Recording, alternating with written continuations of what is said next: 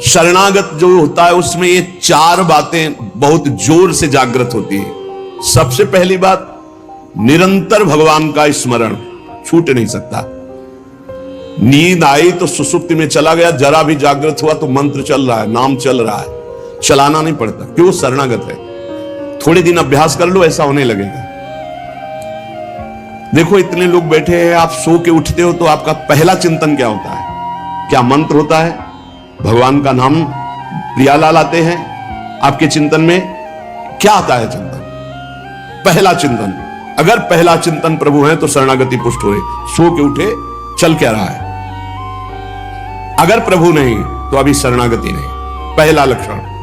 हमें लगता है कि आप लोग अनमोकीय होंगे, आप लोग शरणागत हैं कि आप जब सो के उठे तो आपका मंत्र चल रहा है, नाम चल रहा है, चतुरासी जी का कोई पद चल रहा है, या फिर ये चिंतन चल रहा है, राधा राधा राधा, चलो जल्दी स्नान करके फिर सत्संग में चलना है। फिर ये भागवतिक चिंतन, हमें लगता है कि ये दूसरी कोटि का चिंतन होगा, चलो स्नान करते हैं फिर। ऐसा पहला चिंतन होगा श्री जी का।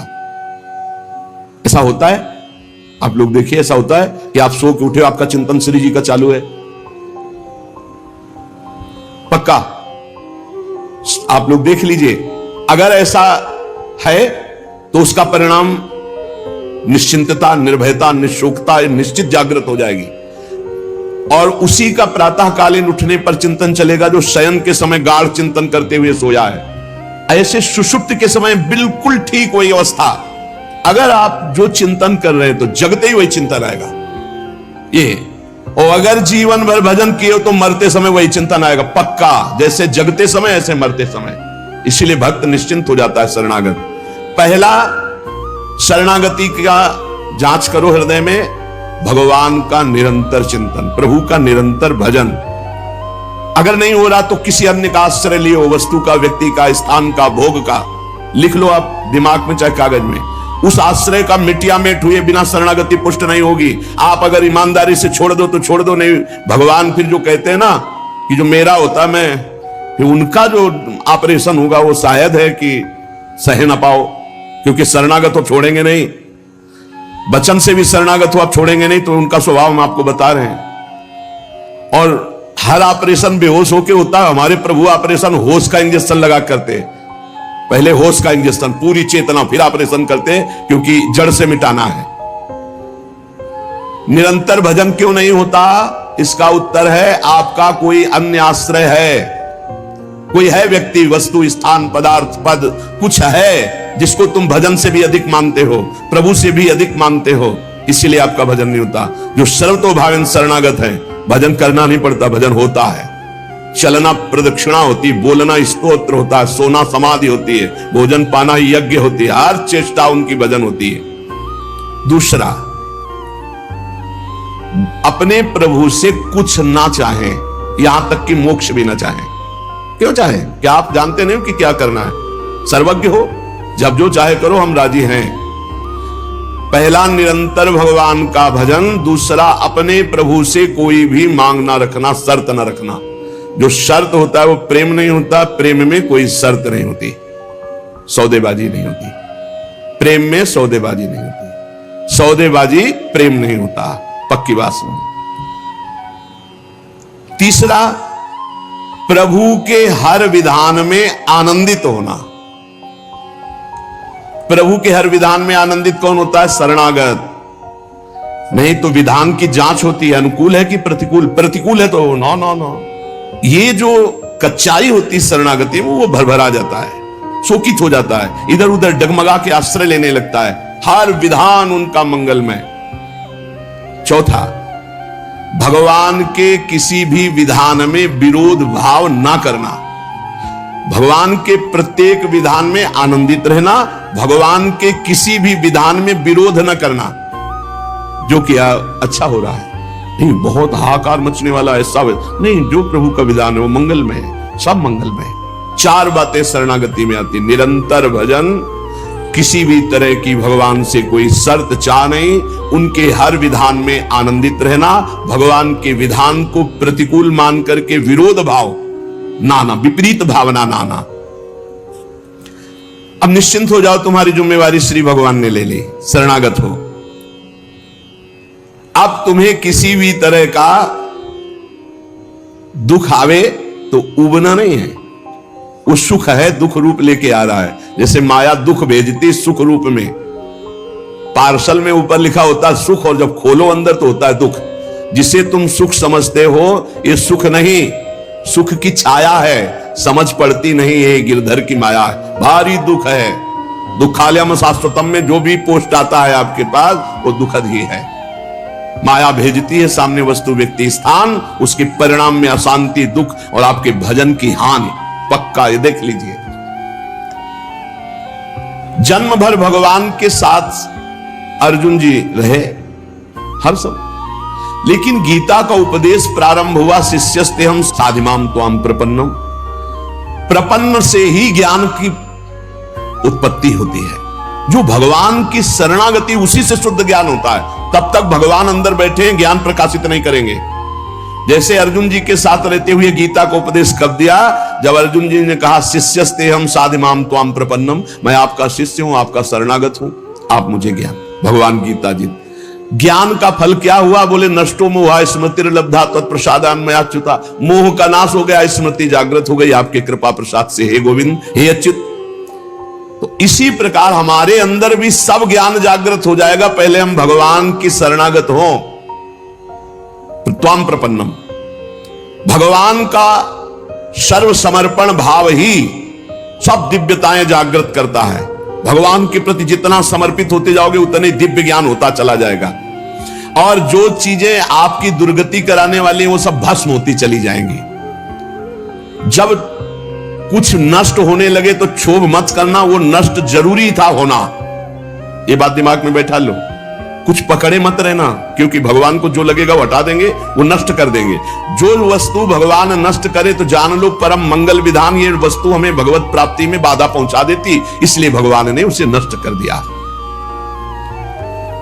भगवान को समर्पित वस्तु के नष्ट होने में तुम्हें क्यों जलन हुई? क्योंकि तुमने तो भगवान को अपना सर्वस्व मानकर समर्पित कर दिया। अब तुम्हारे पास अपना कहलाने के लिए सिर्फ भगवान है, और भगवान की सब वस्तु जब जो चाहे हटा ले, जब जो चाहे रख ले। जरा इस पर विचार करो। आप राजी हो शरणागत? आपके पास अपना कहने वाला शब्द केवल भगवान के लिए है, और जो भी कुछ आपके पास है वो सब भगवान का है। वो चाहे अभी बुला ले, चाहे वर्षों रखे, चाहे अभी नष्ट कर ले, चाहे और बढ़ा दे। क्या राजी हो इस बात में शरणागति पर? अंदर से देख लो, तुमने तो दे दिया भगवान को, और तुम्हारा था कब, और वो था कौन, तुम्हें पता है? नहीं पता। इसी अज्ञान का नाश करने के लिए पहले ये बात स्वीकार करो, अपना कहने के लिए हमारे पास अब एक बात रह गई है, प्रभु। हमारे पास जो कुछ है, शरीर, मन, प्राण, आत्मा, परिवार, धन, संपत्ति, सब प्रभु को दे दिया। शुभम तभी वास्तिता। अब जब प्रभु को दे दिया तो जब मन आवे तब ले ले। जैसे हम अपने घर की कोई वस्तु किसी को दे दिया, वो कह रहा है रखे रहो, हम ले लेंगे। अब जब कभी वो ले ले तो ईमानदारी से हमको दुख नहीं होना चाहिए, क्योंकि हमने उसको दे दिया। अब आप देख लीजिए, तुम जो भी करते हो वो मेरे को समर्पित कर दो। एक एक बात समझ लो। यहां यत करो से कहा है, ये करो ऐसा नहीं कहा। तुमसे जो भी हो रहा है तुम भगवान को समर्पित करो। पहला काम ये, हम शरण में जा रहे हैं, सर्वधर्मान परित्यज्य। हम भगवान की शरण की तरफ यात्रा कर रहे हैं। यत करोषि, ये तो सर्वाणि कर्माणि मयि सन्न्यस्य मत्पराः, मेरे परायण होकर सारे कर्म मेरे को समर्पित कर। क्या जाता है? तुम जो कर रहे हो, ऑफिस जा रहे हो, नौकरी कर रहे हो, किसानी कर रहे हो, व्यापार कर रहे हो, 8-10 घंटे जो कर रहे हो उसमें बीच बीच में भगवत स्मरण करो, और पूरे 8 घंटे भगवान को समर्पित कर दो। कितना बढ़िया साधना बन रही। और जब भगवान को समर्पित करने की बात रहेगी तो स्मृति रहेगी भगवान की। यत करोषि, तुम सारे के सारे कार्य मेरे को समर्पित कर दो। यत माने जो कर रहे हो। तो क्या उसमें पापाचरण भी होता है क्या? तो क्या भगवान के लक्ष्य रखने वाले उपासक में पाप वासना वाली बातें रहती क्या?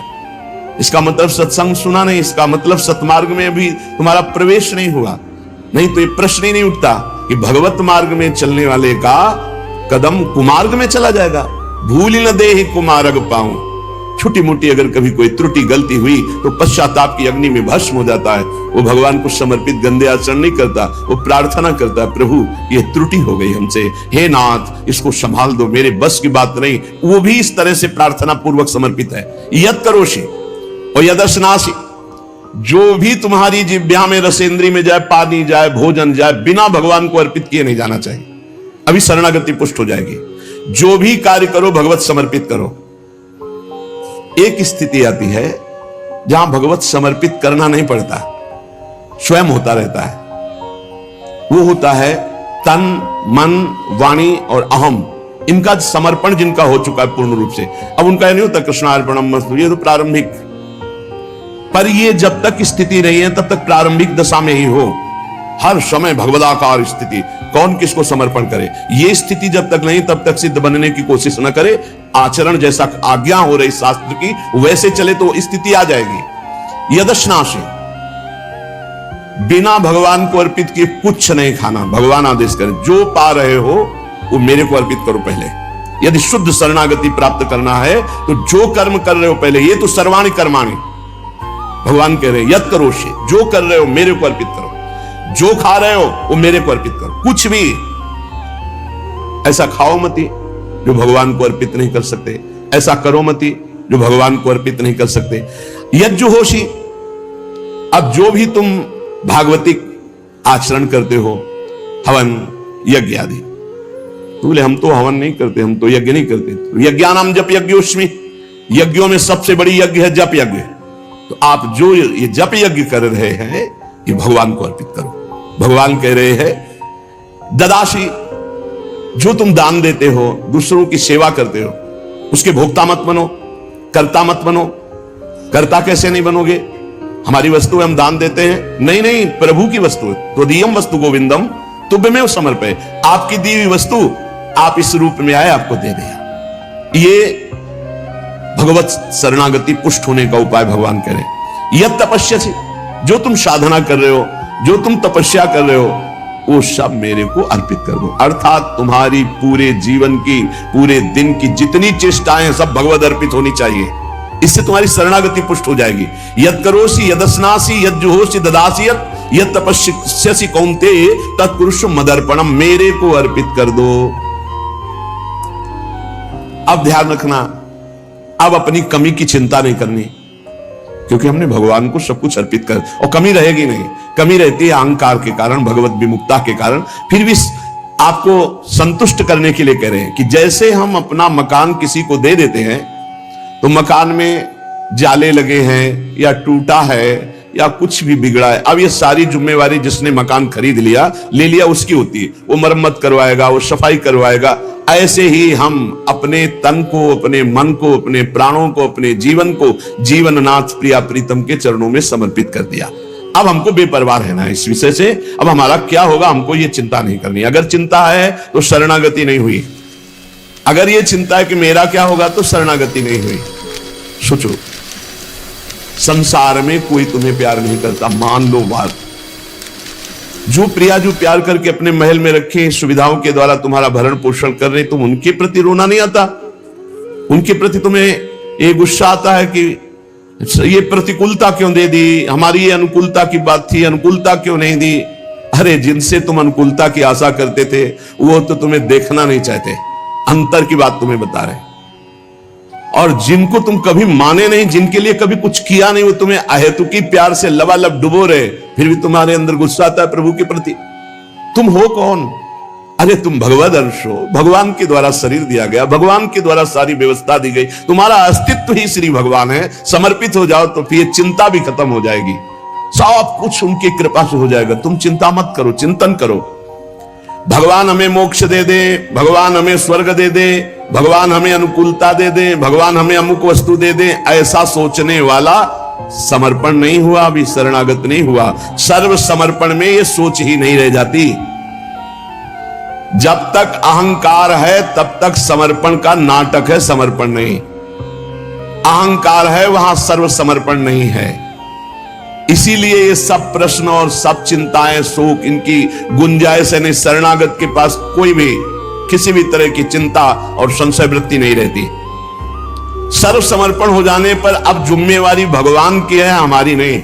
हमारा केवल कर्तव्य भगवान का आदेश पालन करना। वो आदेश करें अनन्यस चिंतयन्तो माम, केवल मेरा अनन्य चिंतन करो, माम अनन्यस चिंतन। जिस प्रकार पतिव्रता पत्नी पर पति का पूर्ण अधिकार होता है, उसी प्रकार पत्नी का पति के संपूर्ण वैभव पर भी अधिकार और गोत्र पर भी अधिकार। वही नाम, वही गोत्र, वही संपत्ति। जिसके जीवन में भगवान के प्रति समर्पण आ गया तो उसकी ठसक हो जाती। तुम किस गोत्र के हो? बोले अच्युत गोत्र, श्री हरिवंश सुगोत्र कुल, जो अपनी महिमा से कभी च्युत नहीं होते। और हम भगवान के हैं। अब हमारा गोत्र, हमारी जाति, हमारा कुल भगवान है। और यही सिद्धांत परम सत्य है। एक माई आके बहुत रोई और कही जिंदगी हो गई, नौ दुर्गा पूरी रहती थी, रोज शंकर जी को जल चढ़ाती और रोती जा रही थी। और मतलब हो सकता है 65 वर्ष की, हमारे पति को ले लिया, हमारी पूरी श्रद्धा नष्ट हो गई, जीवन भर व्रत। और शरणागति को समझो भाई, बहुत आनंद आ जाएगा आपके पास। अगर आप भगवत मार्ग में चल रहे हैं, शरणागत हैं, तो आपके पास अपना कहने के लिए अब कुछ नहीं बचा, वो केवल श्री भगवान है। मेरे तो गिरधर गोपाल दूसरों को। अब दूसरी जो कुछ भी है वस्तु, व्यक्ति, स्थान, वो गोविंद का है। जब चाहे गोविंद ले ले, जब चाहे बढ़ा दे, जब चाहे घटा दे, जब चाहे नष्ट कर दे। तुम्हें दुख नहीं होना चाहिए। अगर दुख होता है तो अभी शरणागत नहीं हो। कितनी ऊंची स्थिति शरणागत की है। अब जो जीवन में प्रभु का शरणागत है, उसका पहला लक्षण कि निरंतर स्मरण करता है, तो अंत काल में भगवान का स्मरण होगा। अभी आपको बताया, जो रात्रि में सोते समय स्मरण करता है, उसका परिणाम जागते समय वही स्मरण। जो जीवन भर स्मरण करता है तो अंतिम समय भगवत स्मरण होता है। और भगवान का वचन है, अंत काले च मामेव स्मरन मुक्त्वा कलेवरम यह प्रयात समद्भावम याति नास्त्यत्र संशयः। जो जीवन भर भजन करता है, उसका अंतिम समय भजन भगवान करवाते हैं, क्योंकि बड़ी दुखद स्थिति होती है। उस समय जब भगवत स्मरण करते हुए शरीर त्यागता है तो सीधे भगवान को प्राप्त हो जाता है। आपको कल चर्चा के प्रारंभ में बताया था, गीता वाटिका में अग्निकांड हुआ था,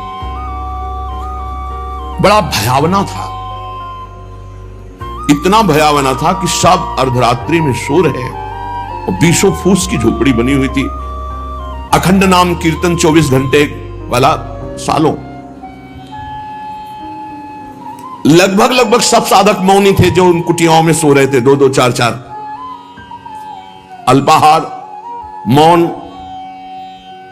कोई बिल्कुल फलाहार, सब दिव्य साधना में लगे। और जब आग लगी थी, वस्त्र, ठाकुर जी, पाठ के ग्रंथ, चित्रपट सब जल गए थे, क्योंकि सब उपासक ही थे। जब भाई जी हाहाकार सुनाई दिया तो भी निकले।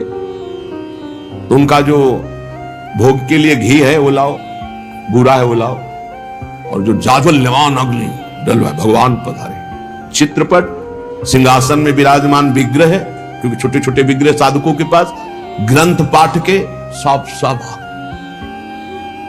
फिर भाई जी ने मेरे भगवान इस रूप में आए। फिर साधकों को समझाया कि आपके अंदर बैठे हुए भगवान को अग्नि नहीं जला सकते, बाहर की लीला में खंडन मंडन होगा। आपने जो अंदर नाम चला रखा है, इस उपासना को कोई छू नहीं सकता। बाहर की उपासना में विघ्न पड़ेगा। बाहर की लीला एक अलग है, इसीलिए उपासक अंतर्मुखता पर प्रधानता रहे। अंतर्मुखता पर प्रधानता नहीं रहेगी, बोले हमारे भगवान गिर गए, कोई बहुत अनिष्ट होने वाला है, आग लग गई, कोई बहुत अनिष्ट। अरे अनिष्ट कैसे हो सकता है? मंगल भवन की शरण में अनिष्ट हो सकता है? बोले कोई विनाश लीला होगी। क्यों नहीं होगी? सृष्टि रचना लीला होती, पालन लीला होती, तो विनाश लीला होना कौन सा भयावा है भाई? 3 लीलाएं हैं, तो भयावा क्या है इसमें?